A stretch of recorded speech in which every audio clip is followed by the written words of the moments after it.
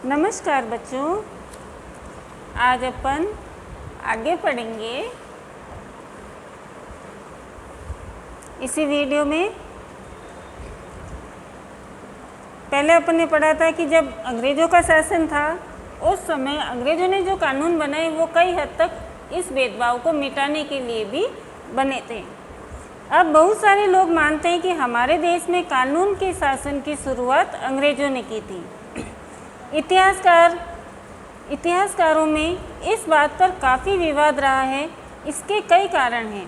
एक कारण तो यह है कि औपनिवेशिक कानून मनमानेपन पर आधारित था। अब अंग्रेज़ों को कुछ इतिहासकार कहते हैं कि अंग्रेज़ों ने कानून तो बनाए, लेकिन वो कानून कैसे बनाते थे? खुद की इच्छा से कानून बनाते थे। अगर उन्हें लगता था कि जहाँ उनका फ़ायदा होता था वो अपना फ़ायदा देखकर ही कानून बनाते थे।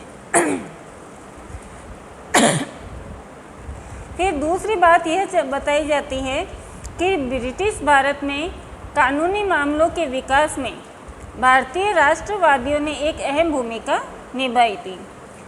1870 का राजद्रोह एक अंग्रेजी शासन के मनमानेपन का मिसाल है। अब 1870 में जो राजद्रोह हुआ था तो उसके चलते अंग्रेज़ों ने अपने फ़ायदे के लिए लोगों को जेल में डाल दिया था इस तरीके से।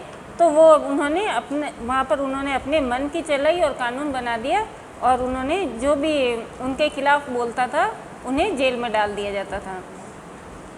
तो इस कानून में राजद्रोह की परिभाषा बहुत व्यापक थी। इसके मुताबिक अगर कोई भी व्यक्ति ब्रिटिश सरकार का विरोध करता या उसकी आलोचना करता तो उस पर बिना मुकदमा चलाए ही उसे गिरफ्तार कर लिया जाता था और सज़ा सुना दी जाती थी। तो इस तरीके के कानून ब्रिटिश शासन में बनाए जाते थे।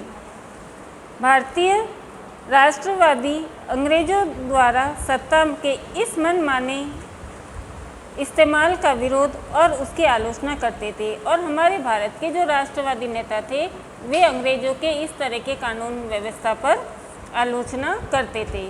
अपनी बातों को मनवाने के लिए उन्होंने संघर्ष शुरू किया। यह समानता का संघर्ष था। उनके लिए कानून का मतलब ऐसे नियम नहीं थे जिनका पालन करना उनकी मजबूरी हो। वे कानून को उससे अलग ऐसी व्यवस्था के रूप में देखना चाहते थे जो न्याय के विचार पर आधारित हो। अब जो हमारे भारत के जो राष्ट्रवादी थे वो ऐसा चाहते थे कि अगर कानून बने तो वो कानून जनता के लिए हो, सबको न्याय हो, उस कानून में न्याय होना चाहिए। तो वे अंग्रेज़ों के कानून को सही नहीं मानते थे। 19वीं सदी के आखिरी तक भारत में कानूनी पेशा भी उभरने लगा। कानूनी पेशे में लगे भारतीयों ने मांग की कि औपनिवेशिक अदालतों में उन्हें सम्मान की नज़र से देखा जाए, और जो औपनिवेशिक अंग्रेज़ों के शासन के समय जो अदालतें थी वहाँ पर जो भारतीय लोग भी नियुक्त थे तो उनको भी समान अवसर दिया जाए और उन्हें समानता की दृष्टि से देखा जाए। ऐसे भारतीय कानून विशेषज्ञ अपने देश के लोगों के अधिकारों की हिफाजत के लिए कानून का इस्तेमाल करने लगे, और ऐसी स्थिति में जो हमारे भारत के जो लोग थे कानून विशेषज्ञ बने हुए थे, वे जनता की हिफाजत को ध्यान में रखते हुए उन्होंने कानूनों का इस्तेमाल किया। भारतीय न्यायाधीश भी फैसले लेने में पहले से ज़्यादा भूमिका निभाने लगे थे। इस प्रकार औपनिवेशिक शासन के दौरान कानून के शासन के विकास क्रम में यहाँ के लोग भी कई तरह से अपना योगदान दे रहे थे।